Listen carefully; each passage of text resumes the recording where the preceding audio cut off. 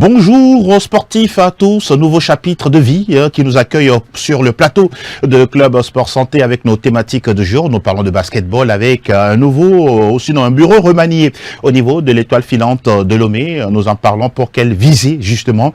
On discute de tout ça sur ce plateau. Nous évoquons également les thématiques liées au football avec le match amical international du Togo à Prime, sinon les éperviers locaux qui se sont inclinés 2-0 face au Ghana tout récemment. Nous parlons également du démarrage de la saison 2024-2025 du championnat national de football avec 2 matchs en avancée. Les favoris, les troubles faits, les révélations à venir. On fait le tour justement de ces différentes questions dans ce nouveau numéro de CSS. Bienvenue tout de suite, la première fenêtre.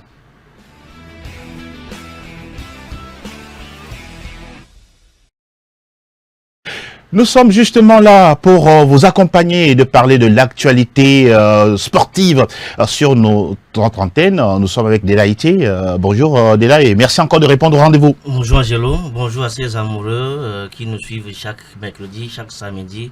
Bonjour à Delanov, bonjour à notre invité. Comment vous vous sentez aujourd'hui? Ça va. Ça va. En pleine forme. Très bien. Nous espérons également que notre invité est également en pleine forme. Loïc Bédé, bonjour. Bonjour Monsieur Angelo. Comment vous portez-vous aujourd'hui? Très bien. Très bien. Je me porte bien. Tranquille. Oui. Alors, vous portez la casquette, bien sûr, du premier vice-président, sinon du vice-président de l'étoile filante de Lomé. Nous parlons bien sûr de basketball. Ça s'est produit, en tout cas, cette activité, vous vous êtes rencontrés au niveau du BE, les membres, vous avez essayé d'échanger. Qu'est-ce qui est à la base, justement, de cette envie-là, d'avoir de nouvelles têtes au sein du bureau directoire? C'était quelque chose de nécessaire parce que la dernière élection à la section basket de l'étoile filante datait de 2007. Suite à cela, en 2010, l'ancien bureau, je ne peux pas dire, a reculé. Parce qu'ils n'ont pas abandonné, parce qu'ils ont toujours été présents, a reculé. La nouvelle présidente ou l'ancienne présidente a pris le relais. Mais c'est comme si on n'avait pas de légitimité. On avait quelques personnes impliquées dans le club, mais 3 majoritairement. Monsieur Clément Gbalé-Brikou, Madame Léontine Tchoubé, la présidente, et moi-même. Donc à 3, c'était un peu compliqué, il manquait de ressources. Donc il fallait non seulement cette légitimité, mais rassembler aussi les autres autour de nous pour qu'on puisse avancer. Depuis 2007, vous aviez été à un moment donné essoufflé? Moi je suis arrivé en 2000, concrètement, j'ai été sympathisant supporter, rentré concrètement dans le bureau à partir de 2016-2017, parce que moi j'ai fait mes classes à la modèle. J'ai appris à jouer au basket avec Lawson Séraphin, un des pionniers de la création de la section basket de l'étoile filante. Mais mes parents, mon ADN, c'est à la modèle. Bon, quand je suis rentré après mes études, il n'y avait plus mes amis, c'était pas pareil. Donc les autres, c'était des anciens adversaires qu'on allait voir, qu'on allait côtoyer. Et la fibre orange, la fibre bleue est venue, surtout après le décès de Trina. Un peu pour un hommage ou pour faire perpétuer sa mémoire et son héritage, que j'ai rejoint les Bleus. Donc bon. Il n'y a pas d'essoufflement, mais seul, c'est pas évident. Il faut que tout le monde nous accompagne, sinon c'est pas facile. Vous parlez justement de la dernière élection qui remonte à 2007.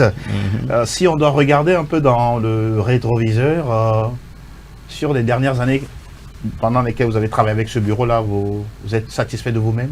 Oui, très satisfait. Plus que satisfait parce que malgré les difficultés, les résultats étaient toujours au rendez-vous. Le résultat le plus marquant, c'était après la période Covid, on est revenu, les filles c'était plus vraiment ça, mais on était quand même champions. On a eu la coupe, elles ont été championnes de la Coupe de l'Indépendance. C'était pas évident, mais ça montrait que vraiment malgré les conditions, les difficultés, et le résultat était là. Donc c'est vraiment satisfaisant. Quand on est à l'étoile filante, c'est vraiment le cœur qui parle. C'est un club où on n'a pas quelque chose, rien à donner, mais il y a l'éducation. Je ne peux pas dire qu'il y a l'amour, ce que je veux dire d'autre, il y a ça aussi ailleurs. Mais il y a un truc particulièrement, quand tu viens à toi, c'est que tu ne viens pas chercher quelque chose, tu viens donner ton cœur, quoi. Tu viens te livrer. On est que les gens que j'ai cités là, on est qui? Qu'est-ce qu'on peut offrir? Rien. Et pourtant, à la base, vous êtes de la modèle. Oui, moi, mon ADN, c'est jaune. Finalement, voilà. Mais mon cœur est bleu. Okay, on va revenir tout à l'heure dans le giron de l'étoile pour parler d'autres aspects. Dès là, on parlait tout à l'heure de ce bureau-là qui a été, on pourra dire, on a ajouté, on a refait sortir certaines personnes, histoire de voir autre chose. Ça aussi, il faut être conscient de la situation pour arriver à faire un changement? Oui, hein, il faut être conscient de la situation pour apporter de l'eau au moulin. Et il a bien dit hein, que parfois quand la tête n'est pas bien structurée, qu'en devienne la queue et le tronc. Donc voilà, ils ont pris conscience et ils ont dit hein, messieurs, stop, il va falloir qu'on réorganise les choses. Il a dit, hein, le dernier scrutin à la tête de la session basket, c'est en 2007, c'est vieux. C'est vieux. Ouais, plus de 20 ans. Donc, ils ont pris la bonne décision de renouveler le bureau directoire pour donner un nouveau élan à l'étoile filante. L'étoile filante, quand on parle de l'étoile filante, c'est un club identitaire qu'au niveau en basketball ou en football. Donc, ils ont bien fait. Moi, je les félicite vivement que ces ressources humaines-là accompagnent le projet pour amener l'étoile filante à bon port. J'ai eu la chance, hein, grâce à vous, hein, d'aimer un tout petit peu le basketball. J'ai vu l'étoile filante évoluer l'autre fois en finale de la Coupe du Togo. C'est bien à voir. Donc, force à vous. Ressources humaines, parlons-en toujours. Vous êtes bien sûr un membre de cette section-là. On voit tout le temps au stade quand il s'agit de n'importe quelle discipline et surtout n'importe quelle compétition. Parlons de la section féminine. Pour nous, c'est quelque chose de très important. Aujourd'hui, le basketball féminin, on sait très bien que l'Étoile est un club très respecté, ici comme à l'extérieur du pays. C'est aussi un défi pour vous avec cette restructuration au niveau du bureau? Oui, c'est une des premières choses. Je veux dire, le basketball féminin, bien refaire que étoile, la section, parce que quand on dit au niveau de basket, quand on parle d'étoile filante, on pense d'abord aux filles. Oui. Parce que pendant de nombreuses années, que ce soit Ce n'est pas à tort, hein? Oui. Tu as raison. Oui. de compétitions que ça, cadet, junior, senior, on remportait les compétitions sur chaque année. Tout à fait. Chaque année, au moins, les filles, on sait que bon, les filles vont gagner. Au moins, trophée. Et c'est pas que c'est le travail aussi, parce qu'on avait des adversaires coriaces. Exact. Ça n'a pas été facile. Je me rappelle on a eu on était champion du Togo en 2018 contre CBS. C'était pas facile. Il y a eu des rencontres aussi contre Swallows, contre Racing, plein de rencontres où c'était pas facile, mais c'était du travail. Moi, en fait, je côtoyais beaucoup plus les garçons. Oui. C'est récemment que je me suis impliqué aussi du côté des filles, parce que cette année, notre équipe, elle mourait. Oui. Parce qu'après Covid, après, vous savez, les filles à un certain âge, tu penses à ta vie de ménage, ta vie de femme, tu deviens maman, tu es marié, donc les occupations sont différentes. Et avant aussi, les filles, elles habitaient, même les garçons, ils habitaient à côté du terrain, mais aujourd'hui, il y a la distance. Oui. Quand tu finis, tu as les courses à la maison. Donc, cette année, on a failli ne pas avoir d'équipe. Il y a 4 qui voulaient rejouer.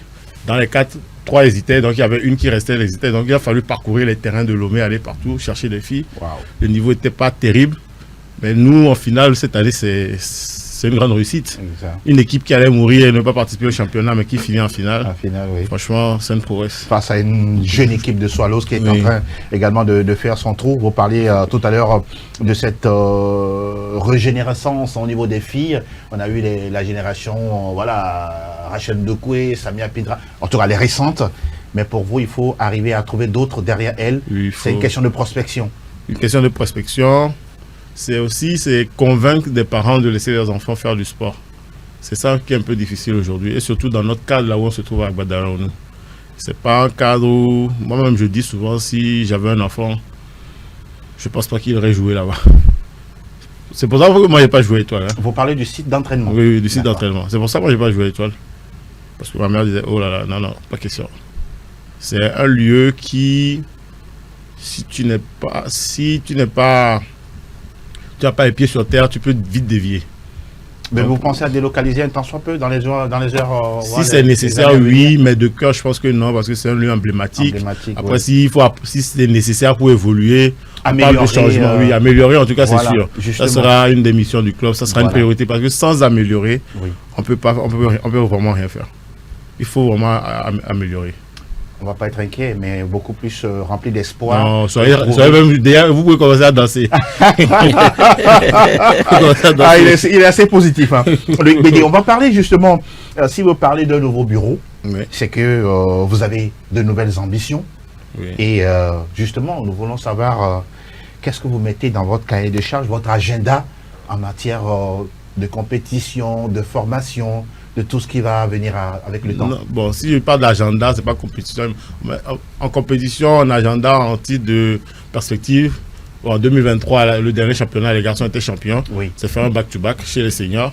Maintenant, aujourd'hui, étoile filante, on a les équipes seniors qui brillent, mais derrière, on n'a pas de compétition des jeunes. Donc, Oui. en fait, le club est en train de mourir à petit feu, c'est-à-dire qu'il n'y a pas de relève.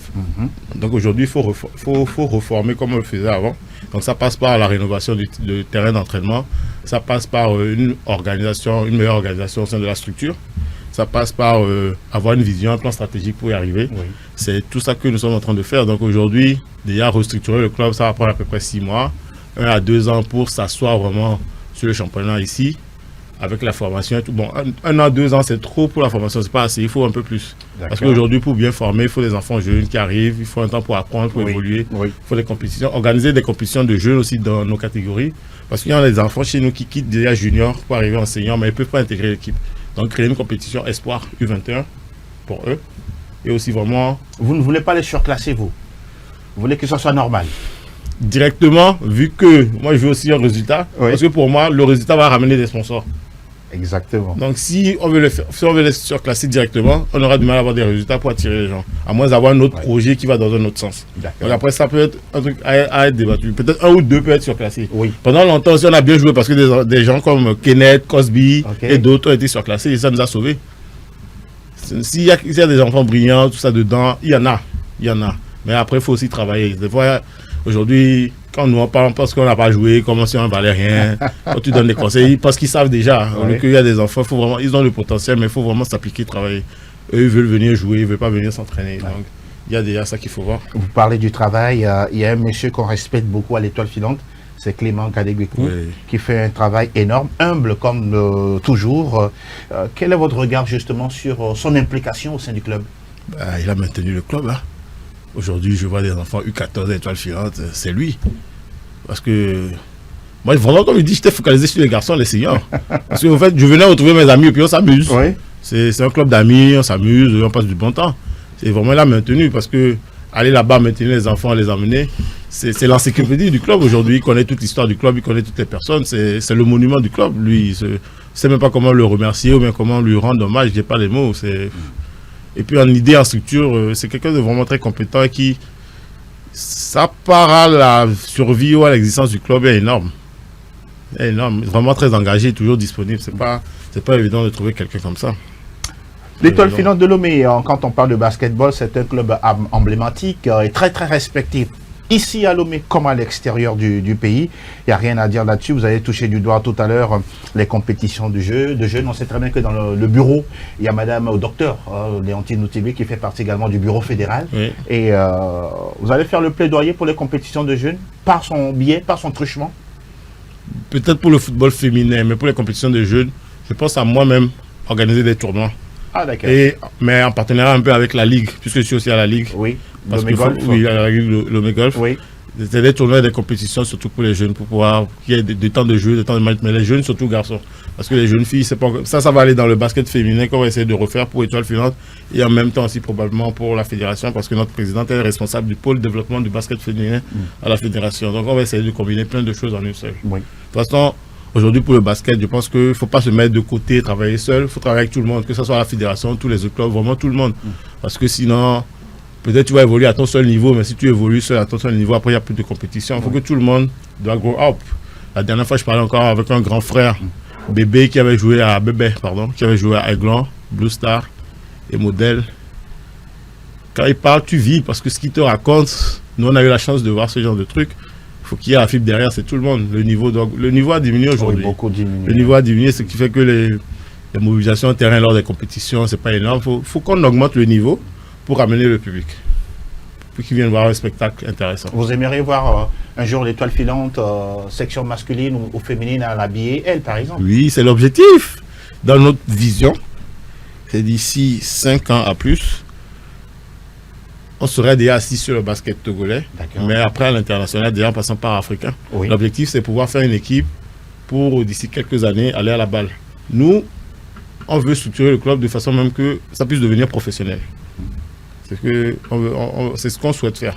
Vous voulez dire que les joueurs doivent vivre de leur art? En tout cas, s'ils n'en vivent pas, que ça puisse les aider, contribuer. Mais l'idéal, ce serait qu'ils en vivent parce qu'ils seront plus assidus et concentrés là-dessus. Voilà. Parce que des fois, c'est difficile. Tu fais la balance entre ma vie professionnelle, mon avenir ou le basket. Mais c'est dommage parce qu'il y a vraiment des gens qui ont de la qualité, le potentiel pour pouvoir en vivre. Donc, on va essayer de leur offrir cette chance. Après, le dire, c'est simple, mais c'est vraiment pas évident. C'est à nous de nous appliquer, de faire le nécessaire pour que ça arrive. Je pense que si on sait où on veut aller, qu'on se donne les moyens, on va y parvenir. Hein. Dès là, quand on parle de tous les sports au Togo, il n'y a pas une discipline aujourd'hui qui soit vraiment professionnelle, hein, où on la pratique, cette discipline, et qu'on dit qu'on vit de ça, y compris même le foot, le sport roi national. À un moment donné, il faut que l'État pistonne pour qu'on puisse aller au professionnel. Jouer au basket et gagner justement sa vie à travers le basket. Moi, j'ai toujours prôné cette politique-là. Il va falloir que l'État soit clair sur ce qu'il veut de notre sport en général. Oui. Maintenant, par exemple au Bénin, l'État béninois a recruté au moins des experts dans toutes les disciplines. Oui. Y compris le basket. Y compris le basketball. Monsieur, dans 5 ans, nous voulons ce résultat-là. Donc, après 5 ans, si on fait le bilan et que les objectifs ne sont pas atteints, messieurs, vous quittez le plancher et on amène d'autres personnes. Maintenant, au Togo, c'est différent. On nous avait annoncé des fonds d'aide pour le sport et autres là, mais jusqu'à présent, c'est toujours dans les tiroirs. L'État n'a pas encore porté ce projet-là à haut pour aider ces fédérations-là. Aujourd'hui, il va falloir que l'État doit nous dire clairement ce que nous voulons de ce sport-là. Parce que si vous prenez le basketball, dans le temps ou bien quand moi je rentrais dans ce métier-là, j'ai vu des équipes nationales du Togo qui jouent face les éliminatoires face à son homologue de la Côte d'Ivoire et après c'est 0. Le handball, voilà, c'est encore ça. Et puis il y a un silence qui ne dit pas son nom.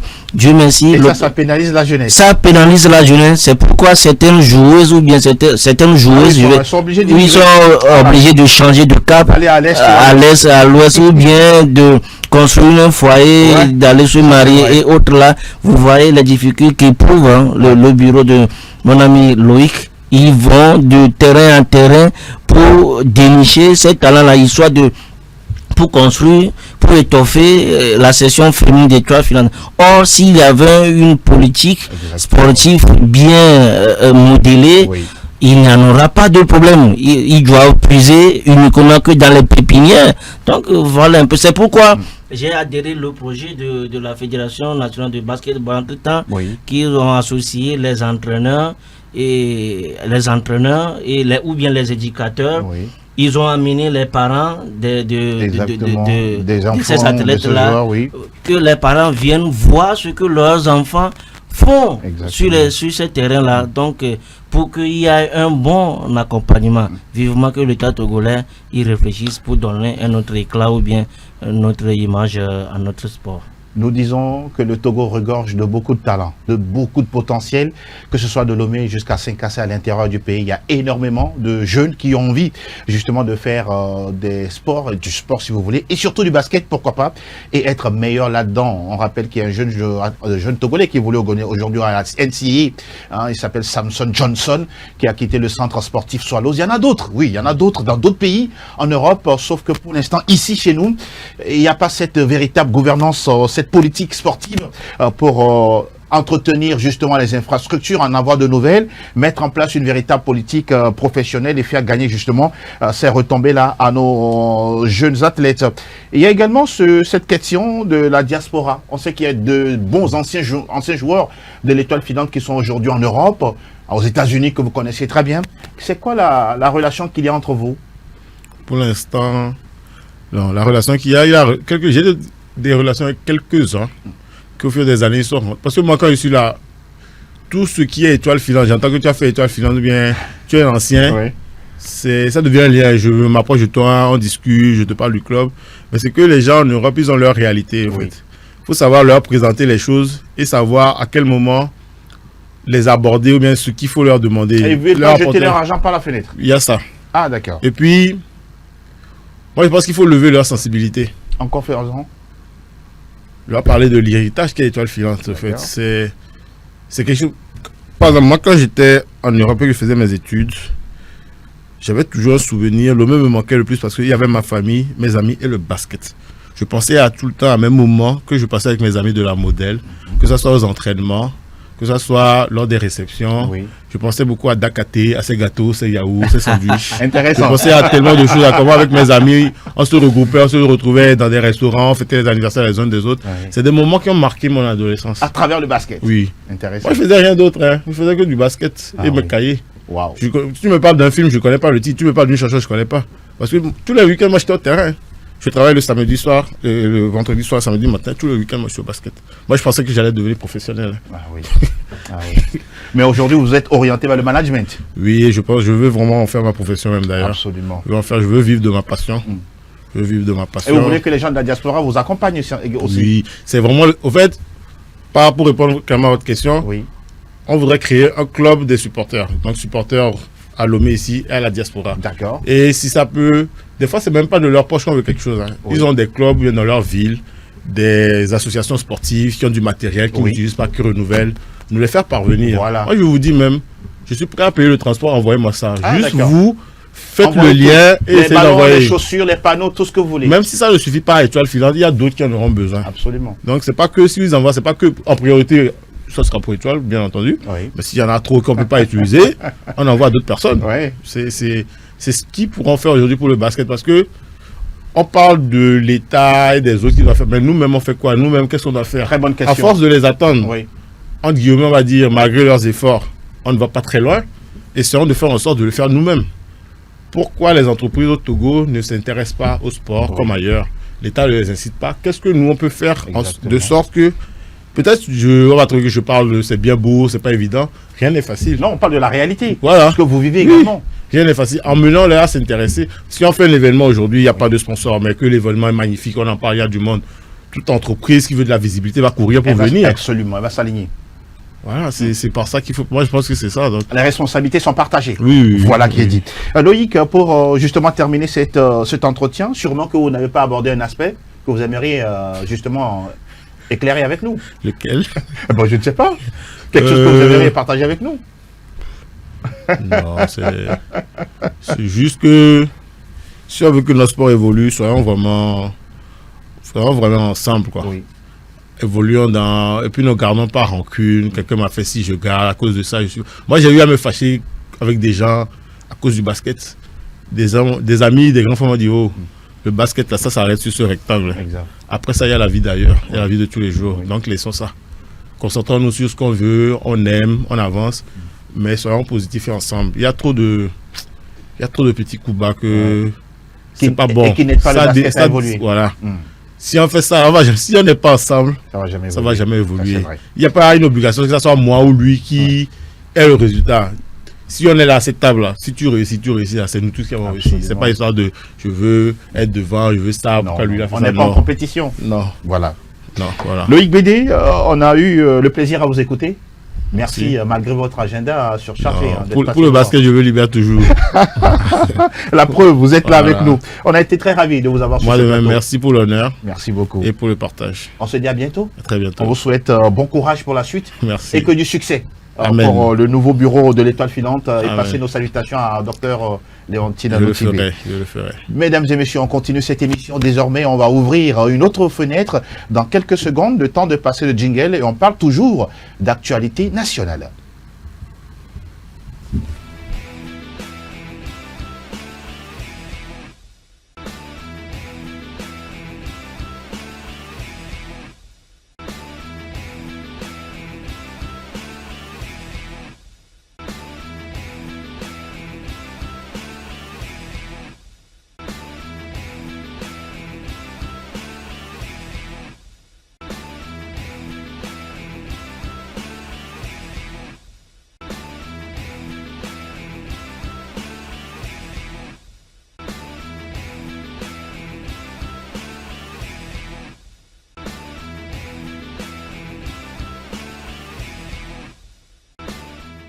Nous sommes dans Club Sport Santé.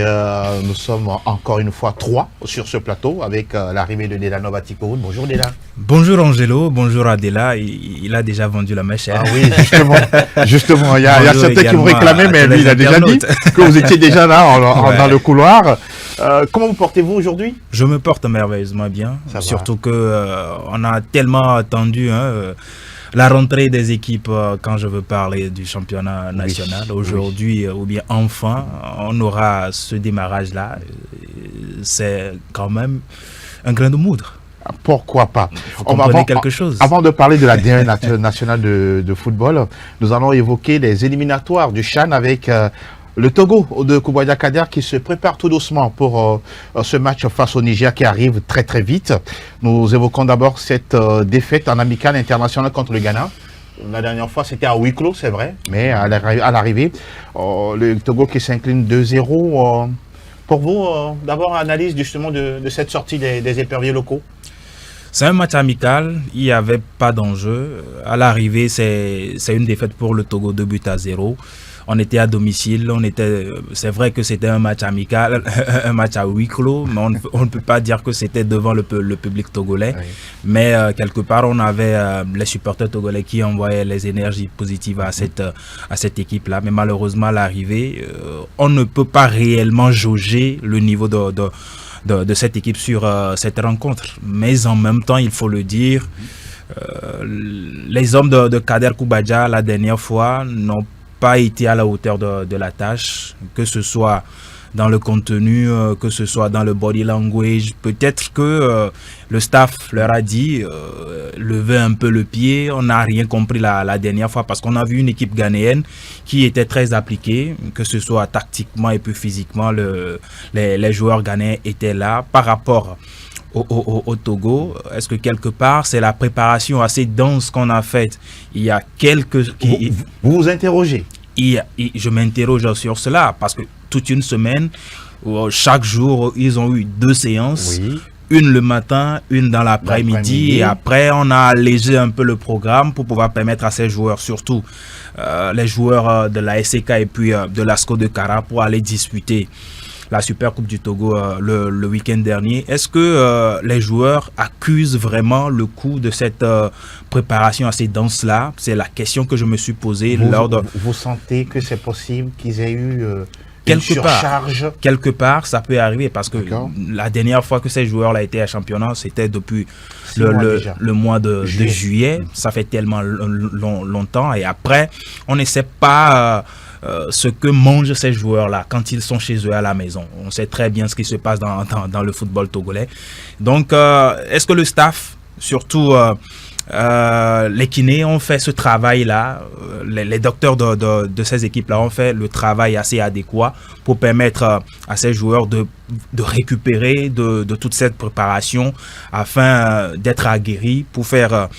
Pour enchaîner des rencontres comme ça? C'est la question que je me suis posée. Maintenant, sur le tas, on sait que le Togo a perdu 2-0. Oui. Ce n'était pas le résultat qu'on attendait. Tout à fait. Même si après, Kader Koubadia a dit que lui, il est un peu satisfait de ce qu'il a vu. Ce n'est pas le résultat qui lui importe. Oui. Mais en même temps, on est à quelques jours, à une semaine pratiquement de cette confrontation face au Niger. Oui. Quelque part dans la tête, ça peut... causer du tort à ces joueurs-là s'ils ne savent pas vraiment gérer cette situation. L'on dit souvent que c'est à travers les défaites que se construisent les victoires, sinon les plus belles. Pour vous, ce D0, c'est inquiétant ou bien on reste calme, il y a autre chose qui va se préparer face au Niger qui vient? Moi, j'ai peur, tout simplement, pour cette équipe togolaise.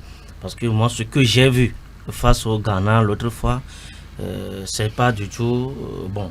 Et il fallait attendre la demi-heure pour voir, ou bien l'heure du jeu, oui, pour voir le premier tir cadré des Togolais. Qu'est-ce qu'il explique selon vous? Mais moi, les Togolais avaient peur des Ghanéens? Non, pas peur des Ghanéens, mais je me dis que l'équipe est à coup de rythme. À coup de rythme parce qu'il n'y a pas un engagement total.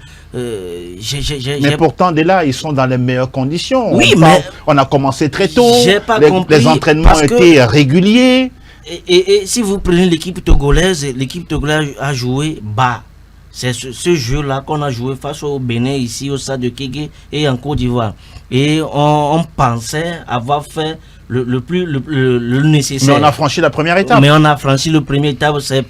Tout le monde peut franchir ce cap-là. Maintenant, il va falloir que nous haussons un peu notre jeu. Parce que c'est ce que vous n'avez pas vu la dernière fois. Oui, si vous voyez l'équipe ghanéenne, ils sont dans un confort total qui ne dit pas son nom. Si vous voyez le latéral gauche ou bien droit, le gars il est à l'aise, personne ne le bouscule. Les Togolais même n'arrivaient même pas à faire des connexions. Vous voulez dire que les impériaux locaux ont trop respecté les Ghanéens? Pas trop respecté, ils ont eu peur. Pas trop respecté, mais pas peur même. J'ai comme l'impression qu'il y a quelque chose qui ne va pas. Si vous oui, le jouer un peu décousu, il n'y a pas une construction. Si vous prenez l'équipe n'est pas en confiance. Pas confiance. Si vous prenez Boré Abdou Sabou, oui. À chaque fois quand il prend la balle, il doit avancer. Mais le joueur d'Asco de Kara préfère reculer, faire des passes, retropasses. Si vous prenez à Balo Denis, quand il prend le ballon au milieu du terrain, il fait son one-man show. Après, il revient toujours derrière, retropasse. Au lieu d'aller de l'avant. Au lieu d'aller de l'avant. D'accord. Si vous prenez Kloukpo Kokou, il veut au niveau de la ligne médiane armer une frappe. Ben, il n'y a pas... Vous n'avez pas aimé tout ça? J'ai pas tout aimé, ce jeu-là qu'a présenté ces joueurs-là. Heureusement que Kadek Badja était satisfait. Satisfait pourquoi? Parce qu'il a vu ces lacunes-là. Il a vu ces débris-là. Et bientôt, ils vont reprendre le chemin de regroupement. Exactement. Il va corriger ces choses-là. En tout cas, le vœu le plus ardent pour moi et le peuple sportif togolais, c'est de voir les épreuves du Togo se qualifier pour le prochain CHAN. Vous voyez? Tout à fait. Il va falloir qu'on se réveille tôt. Il y a encore du temps. Oui. Dans 22 jours, il y a encore du temps. On peut se réveiller pour corriger. Sinon, moi, personnellement, j'ai peur. Petite question avant d'aborder un nouveau chapitre justement de cette thématique des éliminatoires du CHAN. Le Togo n'a pas pu marquer.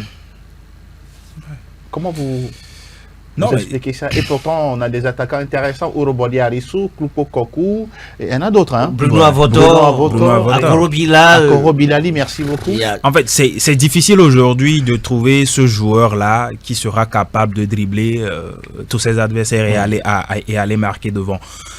Dans toutes les équipes aujourd'hui, on a envie de construire le jeu depuis la base jusqu'en attaque, ressortir le ballon surtout de manière propre depuis la défense et face au Bénin à Lomé, on a vu qu'il y a eu un semblant de tout ce que je viens de citer, genre sortir le ballon avec les asios comme Adjessi et puis le Madjidje Djalilou la dernière fois, ce n'était pas vraiment ce qu'on attendait de ces joueurs-là. Et quand vous n'arrivez pas à organiser votre jeu, quand les milieux de terrain n'arrivent pas à porter la balle vers l'avant, et quand les attaquants aussi, on a vu Kloukpo Kokou, c'était lors de la Super Coupe, c'est un attaquant qui n'arrive pas à avaler les espaces, c'est un attaquant qui parfois, dans ses positionnements également, on ne le voit pas, et quand les attaquants ne font pas de très bons appels, difficilement que le milieu de terrain va pouvoir placer une bonne balle pour que lui aussi prenne cette balle et aller marquer. Et quand tout ceci n'est pas, en tout cas au rendez-vous, c'est très difficile de pouvoir marquer des buts. Mais en même temps, il faut le dire, le Ghana, avec son football local, quoi qu'on dise, c'est vrai que le Ghana actuellement, ou bien depuis quelques moments, le football ghanéen aussi est en difficulté, mais l'état du football togolais est plus criard que ce qui se passe. Le Ghana ne sera pas la dernière CAN. Ça fait 20 ans qu'on n'a pas connu ça. Ça fait tellement 20 ans, mais vous prenez individuellement les joueurs ghanéens par rapport à ce qu'on a au cru local. C'est vrai que nous aussi, on a de la qualité, mais pour le Ghana, je crois qu'il y a un cas au-dessus, mais sur cette rencontre-là, le constat il est clair. Le constat il est implacable. Clair. On n'a pas marqué.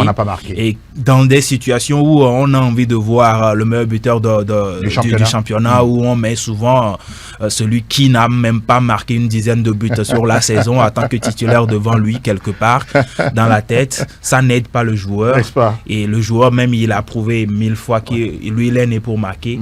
Mais dans des rencontres on sait que si vous ne marquez pas, vous ne gagnez pas. C'est ce qui s'est passé avec les éperviers locaux la dernière fois. Et ça crée souvent du doute. Messieurs, on va parler rapidement de cette situation. Un petit souci avec notre conducteur pour parler justement de... Vous voulez ajouter quelque chose rapidement avant de parler des corrections à venir? Oui, il faut aller après. Voilà, on va aborder le volet correction pour parler des corrections parce que là, on a tous été d'accord comme quoi le Ghana a dominé le Ghana 2-0. Le Niger, c'est dans quelques jours. Il y a encore peut-être une semaine, voire 10 jours de travail avant de jouer justement contre le MENA du Niger. Pour vous, Delaïté, quand vous regardez, quelles sont les cases à corriger justement dans le jeu des joueurs de Kader? La défense, le milieu de terrain et l'attaque. Delanov c'est pratiquement tous les compartiments du jeu. Tous les compartiments, parce que Delanov va toucher du doigt un aspect. Si les attaquants ne font pas des bons appels, comment les milieux pouvaient leur servir? Voilà des aspects sur lesquels Kadek Badja doit corriger très rapidement, parce que l'autre fois on a vu l'attaque a été tout simplement imbibée, imbibé dans, je ne sais pas de quoi je vais qualifier. Vous voulez parler d'une défense ghanéenne qui était plus en place, qui a maîtrisé les attaquants, qui a maîtrisé tout simplement les attaquants togolais, Akoro Bilal et Klopo Kokou, ce qui fait que quand les milieux prennent la balle, ils se tournent vers la défense. Ils n'ont pas de solution. Ils n'ont pas de solution. Donc il va falloir que Kadek Badja corrige ces aspects-là, la défense, parce que les Nigériens, à voir leur capsule, ils vont très vite. Ce sont une équipe qui se comprennent, qui sont ensemble depuis quelques années. Exactement. Donc ce sont ces trous-là que Kadek Badja doit boucher. Et maintenant, nous avons des attaquants, Akoro Bilal, Bruno Avoto, Klopo Kokou et autres. Il va falloir que Kadek Badja trouve un leader d'attaque dans cette équipe-là. Mais on n'a pas de leader. D'accord. Donc voilà. Mon cher Dela, si vous avez quelque chose à ajouter par rapport aux corrections, est-ce forcément dans le jeu ou bien le mental aussi d'aller chercher des victoires, quel que soit. On peut être mené face au Niger, mais renverser la vapeur. C'est vrai que c'est un match en aller-retour. Il y a plusieurs choses à corriger. Il y a plusieurs choses à corriger, comme vous l'avez dit. Et d'abord, le comportement que ces joueurs-là ont montré le mercredi dernier face au Black Galaxies. Maintenant, on sait que les matchs se suivent, mais ne se ressemblent pas. Est-ce que face au Niger, on ne va pas voir... Peut-être qu'on serait très bien réveillé. Oui, on va bien se réveiller. Et surtout, moi, il y a certains pions qui doivent normalement hausser le niveau. Vous avez cité quelques noms? Oui, quand je prends la défense par exemple, je prends le couloir gauche. D'accord. Amouzo Roland. Amouzo Roland, il a quand même fait des classes. Il a été même en équipe nationale A. C'est un joueur que moi je connais très bien. Ce fut nos grands frères quand on était très quand on était très petit. J'ai envie de revoir ce que le joueur a fait, surtout quand il était. Il est un peu en dedans. Depuis quoi? Une saison depuis quelques mois, il est un peu en dedans. On a envie de revoir Amouzo Roland, surtout très actif dans son couloir. Et dans l'axe, il n'y a pas tellement de choses à corriger, si ce n'est la concentration. Si ce n'est là avec le petit frère de Sama Mahadiou et puis Sama Alimou et puis Adjessi dans le couloir droit. On sait que Bodé, lui aussi, il est là. Il a aussi des choses à corriger parce que c'est un joueur aussi, quand il prend la balle, il a tendance toujours à revenir en arrière. Alors que le football moderne demande des latéraux de porter la balle vers l'avant. Et surtout, le dépositaire de jeu côté togolais, c'est Abalo Deni. Abalo Deni, depuis quelques années, c'est l'homme de lui-même. Quand on voyait ce joueur-là venir, on se disait que peut-être on allait voir un joueur comme Chérif Touré entre-temps. Un véritable manieur de ballon qui sera là à délivrer la dernière passe aux attaquants. Mais depuis un moment, c'est vrai que contre le Bénin, lui, il a marqué. Mais dans le jeu, on sent qu'il y a quelque chose qui manque toujours pour Abalo Deni. Jouer plus simple. Libérer vite la balle, chercher les circuits de passe pour pouvoir faire avancer toute l'équipe. Mais je crois qu'il a la qualité pour...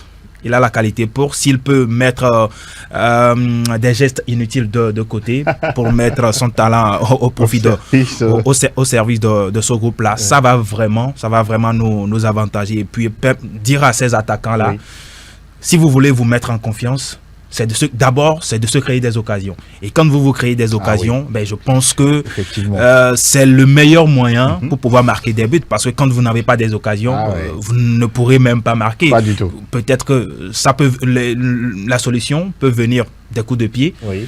On voit Arsenal aujourd'hui, c'est la meilleure équipe en Europe.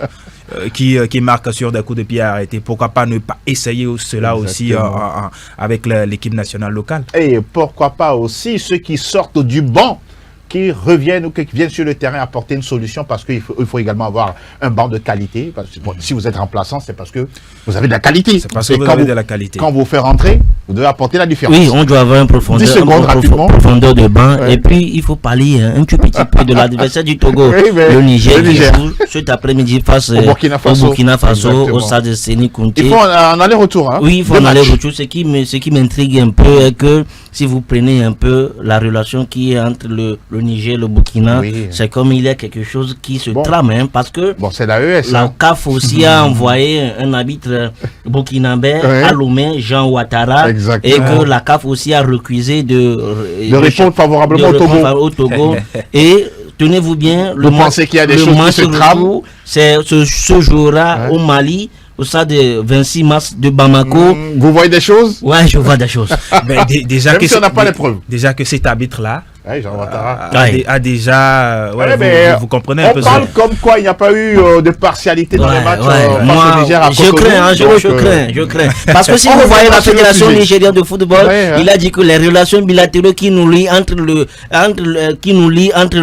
Burkina Faso fait que les deux pays, le Burkina, l'équipe masculine et féminine séjourne chez nous au Niger.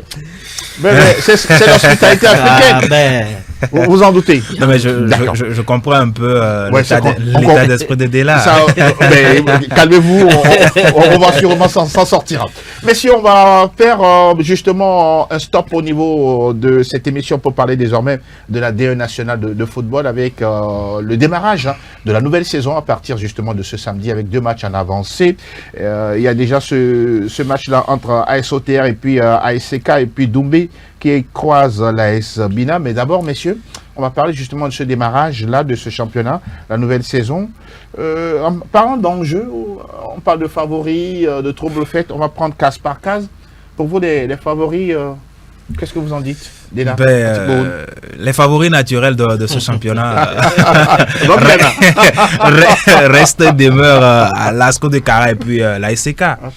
Après tout, ce sont les 2 premiers de la saison écoulée. Et puis surtout à ASCO de Kara, ça fait 5 fois champion d'affilée. Donc ça veut dire quelque part qu'il y a de la matière, il y a de l'expérience, surtout que Yawa Mani, il est toujours là. On a toujours des expérimentés de ce groupe. Ils ont quand même eu à faire également des recrutements ici et là, bien avant de discuter la Ligue africaine des champions. La SK aussi, qui sortait de la Super Coupe qu'elle a remportée face à ASCO justement. On espère vivement que ces 2 clubs-là, c'est vrai que le début, je crois que ça va être compliqué pour les 2. Et après, on peut parler de l'attente de Lomé. Attente de Lomé qui a fait de très bonnes préparatifs avec en tout, je pense, une dizaine de matchs. Gomido également, qui a joué quand même les premiers rôles la saison écoulée bien avant de s'effondrer. Mais j'ai envie de mettre également une pièce sur le CDF ACNOR. C'est vrai que c'est un promu. J'ai envie de mettre une pièce parce que c'est un club qui joue un très beau football. Moi, c'est ce que j'adore, c'est ce que j'adore le plus. C'est vrai qu'après on peut parler de résultats, mais quand vous avez la possession du ballon, vous êtes à même de se créer des occasions, vous êtes plus à même de pouvoir marquer des buts.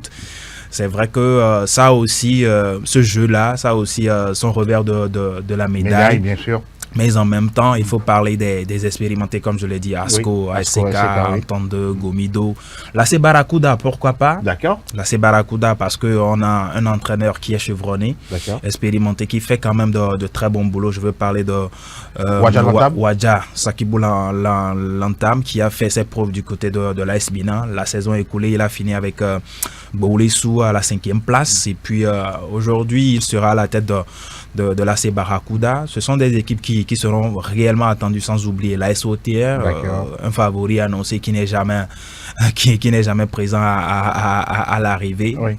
On espère vivement que ces clubs-là seront réellement au rendez-vous. On veut voir autre chose que ce qu'on a vu les saisons écoulées. On veut voir du jeu, on veut voir les coachs également être au niveau, proposer des plans tactiques, déranger les adversaires, c'est-à-dire maintenir son niveau. Et puis on verra tout au long de la saison ce que ces clubs-là ont dans le ventre pour nous offrir d'ici là. Un tour au niveau de la régie pour regarder le graphique de cette D1 nationale de football avec les 2 matchs en avancée avant de donner la parole à Adélaïté. Oui, justement, dans ce match ASOTR, ASK, le match qui a lieu bien sûr au stade de Kégué à partir de 15h15 et puis à 15h30, Dombé qui croise AS Bina. Dès là, sur ces 2 matchs, on sait très bien que dimanche, oui, il y a les autres matchs dimanche. L'Étoile, par exemple, sera en déplacement à l'AS Tambo, à Tapamé. Face à face, Gomido Unisport, Barracuda contre l'Entente 2. Voilà, c'est le derby de la capitale. Et puis Espoir qui accueille l'ASCO de Cara, sans oublier le CDF Aknor opposé à Gbolwissou des Lacs dimanche. Des Lacs sur les 2 matchs en avancée? Oui, la SOTR ACK, la SOTR qui a déjà montré ses signaux. Ils ont fusillé tout simplement le calendrier selon les bruits de couloir. Pourquoi, lors de la première journée, ils vont recevoir la SK? Mais c'est un tirage. C'est un tirage. Bon, attendez, ils veulent quoi désormais? Ils veulent quoi? Au niveau de ils veulent jouer contre CDF Aknor? Bon, en tout cas, la rentrée de classe s'annonce mouvementée. D'accord. De la Novatu brochée, on va voir. D'accord. On va voir ce que ça va donner, mais il y aura beaucoup de surprises parce que c'est la première fois que le championnat va se jouer à 14 clubs. Et attention à ceux-là qui vont lutter contre la relégation. Et vous savez, si vous descendez en D2, c'est difficile de revenir. Dès là, je reste avec vous pour revenir sur les favoris, les troubles faits et les révélations. Pour vous, pour la nouvelle saison, qui voyez-vous comme favori? Qui voyez-vous pour déranger le duo ASCO ASK et qui pourrait être la révélation de la saison? Quand je prends le championnat, les favoris, je vois ASCO de Cara et ASK naturellement. Ce sont ces 2 clubs-là qui discutent le titre au Togo. D'accord. Au début du championnat, ils font comme si ils vont pas se classer premier et deuxième de ce championnat, mais au finish, ils se trouvent toujours aux premières positions, la première position, la deuxième. Voilà, ASCO et ASK. Maintenant, les outsiders, ceux-là qui vont aller dans le top 3, top 4 et 5 là, il faut compter aussi sur Entente de Lomé qui a fait un mise au vert au niveau de la Côte d'Ivoire avant de revenir à Lomé pour commencer ses préparatifs. Ils ont un nouvel entraîneur. Ils ont fait des bons recrutements et voilà, l'Entente 2 est très ambitieux, sans oublier Barracuda avec Wadja Lantam, avec une pléiade de jeunes joueurs, et des gardiens. Moi, ils ont Setodi Clément, l'ancien de l'Entente 2, et un autre gardien aussi. Je ne sais pas comment ils vont réagir. Et que Fabrice Katagbaouli, je ne sais pas comment ils vont dispatcher les choses. Mais il faut compter sur cette formation-là. Barracuda, la Sautière aussi. On a vu la saison écoulée. À chaque fois, eux, ils se réveillent très tard. C'est le mal de cette équipe. Bon, peut-être cette saison, ça va changer. Ah, ça va changer. Peut-être qu'ils vont apprendre de leur erreur. Mais le bémol est que leur coach n'est pas là. Metokoro Mersan, il n'est pas là. On va les découvrir. L'Étoile Filante va faire quoi dans cette saison? Tout comme CDF Aknor. Le premier et CDF Aknor, ils auront du talent. Il jouera des tours faits dans ce championnat-là. Ils vont essayer d'enquiquiner les géants. Mais la petite vient mangeant, s'ils trouvent des occasions, ils vont les frapper. Étoile Filante qui est un club emblématique, qui veut retrouver sa lettre de noblesse après avoir végété en deuxième division. Il faut compter sur ces Bleus de la capitale qui vont essayer de surprendre ces aînés à chaque bout de champ. Maintenant, Gomido avec Abalo Dossé qui ont su garder un tout petit peu leur effectif. Quand j'ai scruté aujourd'hui, j'ai pas vu Ouro Gafo Suleiman, je ne sais pas s'il a déserté et autres. Il était là la dernière fois face à l'équipe du Ghana. Du Ghana, Sonor Ayayi aussi qui a quitté, qui est revenu dans le camp de l'Étoile Filante. Mais à Bardossé, c'est un expérimenté. Il aura des pions nécessaires pour remplacer. Vous comptez sur Gomido également? Oui, Gomido, mais attention, qu'il nous ne répète. Il ne doit pas répéter ce qu'il nous a fait. Il commence tambour battant et après le feu s'éteint. Et après ça se rallume. Le CDF Aknou, vont-ils encore jouer le football académique, le tiki-taka? Ou bien pour vous, venant en première division, ils vont changer un peu la donne? Mais moi, j'aimerais bien qu'ils continuent dans cette lancée-là. Très bien. Pas produire ce football, le football total, le Diogo Bonito, comme on l'appelle du côté de l'Espagne, où tout est bien ficelé. On a un football léché, du gardien jusqu'en attaque. On ne dégage pas les ballons n'importe comment, parce qu'on a une équipe qui est jeune. Le capitaine, il est toujours là, Jules Aziamalé. Il est toujours là. On a des joueurs techniquement qui sont fins. On attend de voir véritablement le travail que le staff doit faire, surtout sur le plan physique. Parce que le défi physique en première division, c'est quelque chose. C'est le premier facteur. c'est le premier facteur. Mais après, s'il allie tout ça là, le défi physique et puis le défi technique, à tout ce qui au jeu, sans souci. On a vu des jeunes la saison passée en deuxième division qui n'avaient peur de rien, qui ne reculent devant rien. Même parfois quand ils sont menés, ils ont toujours la tête calme.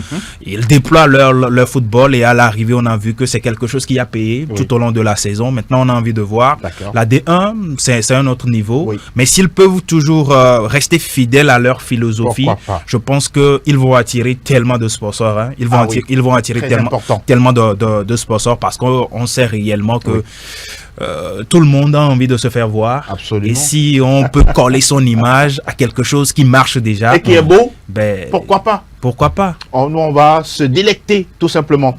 Messieurs, on rappelle que pour la subvention, ça reste également un autre défi pour la fédération et tout comme les clubs. La fédération qui a déjà donné 5 millions de francs CFA à chaque club, mais l'État également promet une somme de 10 millions en plus justement de la subvention de la FTF. Vivement que tout ça accompagne bien sûr les efforts des présidents de clubs, les supporters également qui sont appelés à faire preuve de fair play parce qu'on parle d'un jeu, ce n'est qu'un jeu après tout. Donc violence facteur zéro dans tous nos stades. C'est ce que nous souhaitons. J'envoie ce message aux supporters d'Espoir. D'Espoir de Thiéviers, exactement. Votre club de cœur. Les gens de bateau. Non. On qualifie souvent les supporters de Thiéviers comme des babas. Non, mais c'est pas péjoratif. Mais il faut se corriger. Oui, il va falloir que ces supporters surprennent le monde sportif togolais cette saison pour leur montrer que, messieurs, chez nous, nous ne sommes pas des barbares, mais on n'aime pas qu'on nous vole et autres là. Donc, à chaque fois on match à Dr Carlo de Thiéviers, c'est comme si la fédération envoie quelque chose à Thiéviers pour les voler ou bien pour les tricher. Pourtant, ce n'est pas ça. Pourtant, ce n'est pas ça. Donc, il va falloir que les supporters d'Espoir C2 se calment et prennent tout au fair play. Parce que dans un match de football, il y a 3 aspects. Gagner, un match nul ou une défaite. Donc, il faut accepter ça. Il faut accueillir tout le monde comme cela se doit. Aimer, c'est le jeu. Après tout, la vie continue. Les arbitres également sont demandés justement être impartiaux sur tous les matchs. C'est très important, pardon. Mais je disais, est-ce que quelque part ça ne repose pas le problème d'infrastructure? Oui, ça. Mais messieurs, on ne va pas ouvrir la boîte à Pandore, pardon. Si vous permettez, on va s'arrêter là pour aujourd'hui. On a été très heureux de vous avoir accueillis sur ce plateau. Délaïté, merci beaucoup. Le plaisir est partagé. On se dit à très bientôt. Oui, mercredi prochain. Vivement. Et le décryptage de la première journée du championnat. Dela Nova Tikoun. Ce fut un plaisir. Merci beaucoup. C'est moi plutôt. Allez, on se dit à très très bientôt, tout en prenant le temps de remercier bien sûr la technique, Justin, Sylvain, Apollinaire et tous ceux qui ont travaillé justement derrière la réalisation de ce nouveau numéro. Coucou spécial à Patrick. Merci messieurs, merci à nos invités. On se dit à très très bientôt sur le plateau de CSS. On vous souhaite un excellent week-end. À très bientôt, bye bye.